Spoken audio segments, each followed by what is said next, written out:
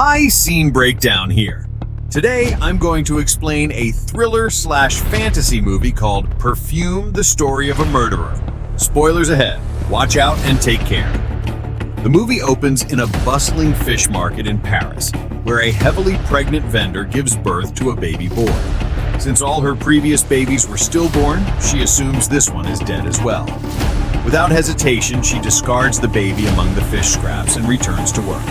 However, the baby, overwhelmed by the pungent market odors, cries out loudly. The market people hear him and immediately accuse the woman of trying to kill her child. She attempts to flee but is quickly caught and executed. The baby is then sent to an orphanage run by Madame Gaillard. Years pass and the baby grows into a 5-year-old boy named Jean-Baptiste Grenouille. He possesses a unique talent, a heightened sense of smell that allows him to identify scents from great distances. He can recognize animals, fruits, and objects simply by their aroma. At 13, Madame Gaillard sells Jean to a tanner named Grenouille for 5 quids.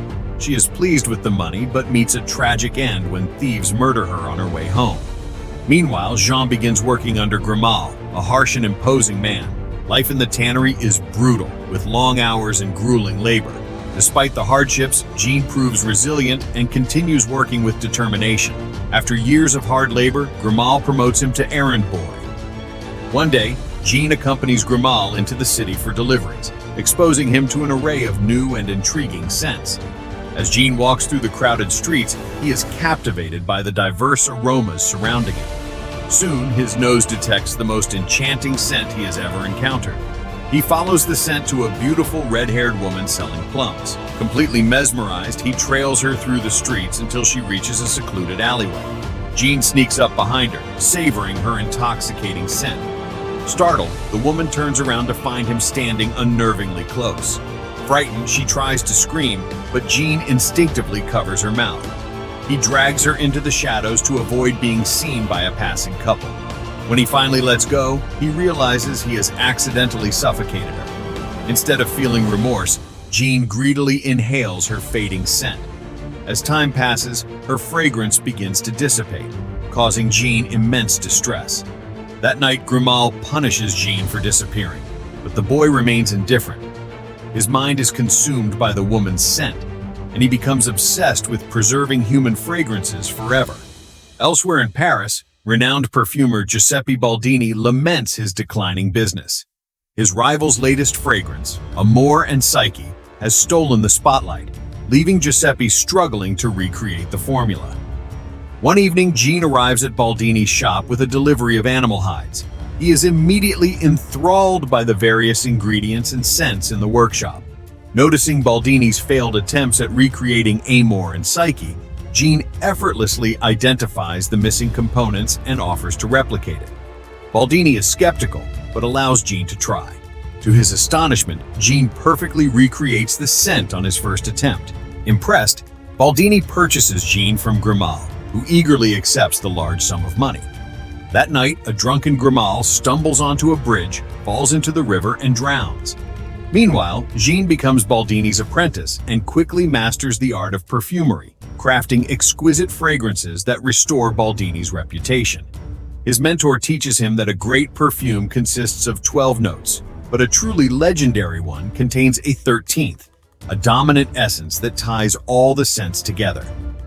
The next day, Baldini teaches Jean the process of distillation by extracting the essence of roses.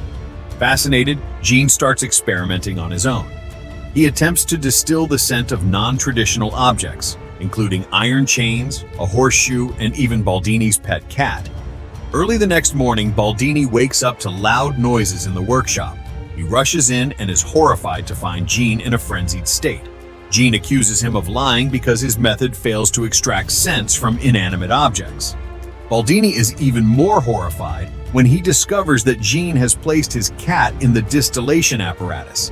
Enraged, he scolds the young man, explaining that it is impossible to extract the scent of living beings.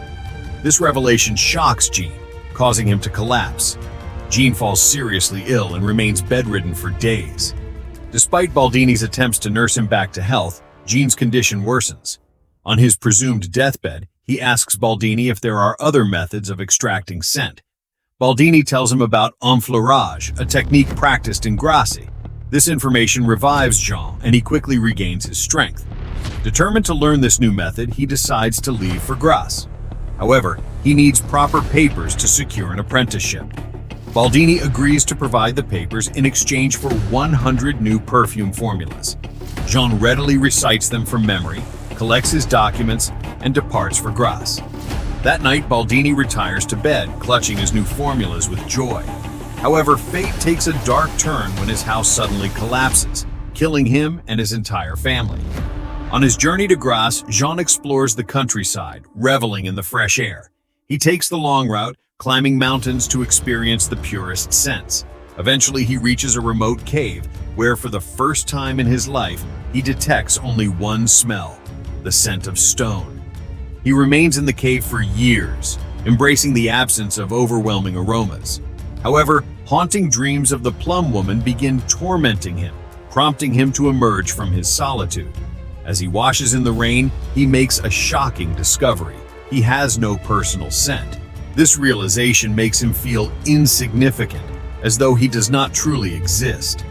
Determined to prove his uniqueness, Jean embarks on his journey once more.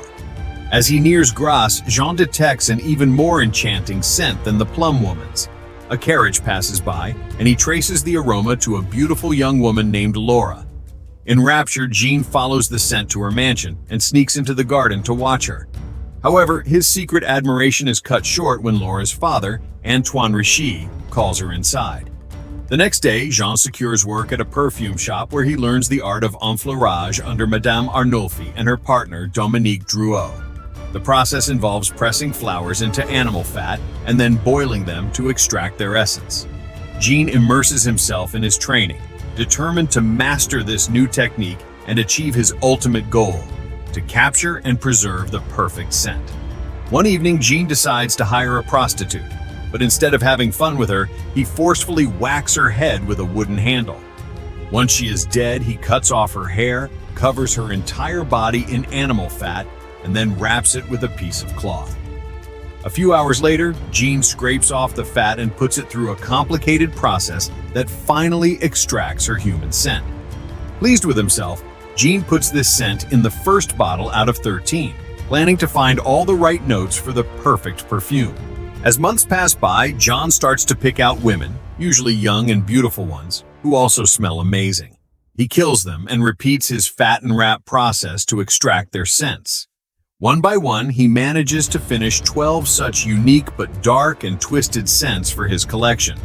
Jean mixes all of these potions together and creates one powerful concoction. It is so potent that when Drouot accidentally smells it, he changes from an aggressive man to a very docile person. Jean is excited by his progress, but he still needs the 13th note. He has chosen the perfect victim for it: the beautiful, almost ethereal lady, Laura. However, her father, Antoine Richie, also knows that something really dark is happening in Grasse. He does not want his daughter to be the next victim of the mysterious serial killer. So, one morning, Richie packs their things and heads out of town along with his daughter. He hopes to trick the killer by sending out an empty carriage in the opposite direction. All the while, he and Laura travel by horse toward a secluded monastery. Unfortunately for him, Jean's nose immediately detects that Laura's scent is getting weaker. He also packs his things and begins tracking her smell to find their exact whereabouts. Back in Grasse, a street dog accidentally ends up pulling out a piece of hair from Jean's living quarters. This is noticed by Drouot, who keeps on digging and soon finds all the dead women's clothes and hair. Sometime later, Richie and Laura arrive at a remote inn and rent all the rooms. Richie chooses a room with no windows and locks his daughter up for the night. But this does not stop Jean from tracking her scent, and he eventually sneaks in through the servants' room. He then steals the key from there and finally reaches Laura.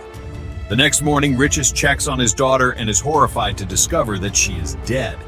Meanwhile, Jean is in the nearby forest, where he quickly finishes extracting Laura's essence. He adds it to the other 12 to finally create his ultimate enchanting perfume. An excited Jean then proceeds to sniff it, but he is suddenly surrounded by policemen. They have found all the evidence to indict him for the murder of several women. Jean is then promptly arrested, but he manages to hide the perfume in his pocket. A few weeks later, Jean is to be presented in a public ceremony in front of the citizens of Grasse. A council lord and a group of guards arrive to drag him out of his cell. But just as they approach, he opens the perfume bottle with a malicious plan in mind. The scene abruptly shifts to moments later, and we see Jean arriving at the public ceremony in an expensive velvet dress. He has also put a few drops of his enchanting perfume on his neck. As soon as the people nearby smell him, they fall to their knees, amazed by his mere presence. Jean walks to the stage where he was supposed to be publicly flogged. But his scent is so intoxicating that the executioner immediately declares him innocent. Next, Jean puts some perfume on a handkerchief and starts waving it around to let the scent spread. The whole crowd falls into a state of absolute euphoria, so much so that the bishop announces that Jean is actually an angel.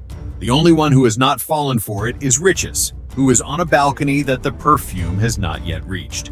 Following this, Jean lets his handkerchief fly with the wind, and it soon lands in the middle of the crowd. It causes everyone to lose their minds, and all the people start engaging in a huge orgy. Jean, too, imagines himself with the plum woman and realizes he has never truly known real love. At this moment, Riches gets on the scaffold, ready to finish the execution by himself. But he is also overtaken by the power of the perfume and falls to his knees, calling Jean his son. A few hours later, the townspeople wake up and are overwhelmed with shame. Jean is nowhere to be seen, and Drouot is arrested in his place since the clothes and hair were found in his shop. He is tortured for 14 hours and eventually forced to confess to the crime he never committed. Meanwhile, Jean returns to the smelly, ugly fish market of Paris, where he was born. He has been overtaken by grief and knows his entire existence has been without love. Jean thus stops in the middle of the street and empties the whole perfume bottle on his head. The scent is so powerful that it causes the locals to rush toward him. They pile up on top of his body and devour him, maddened by the power of the scent. The next morning, the only thing left of Jean are his clothes and a drop of perfume. Subscribe for more, turn on notification bell. Thanks for watching.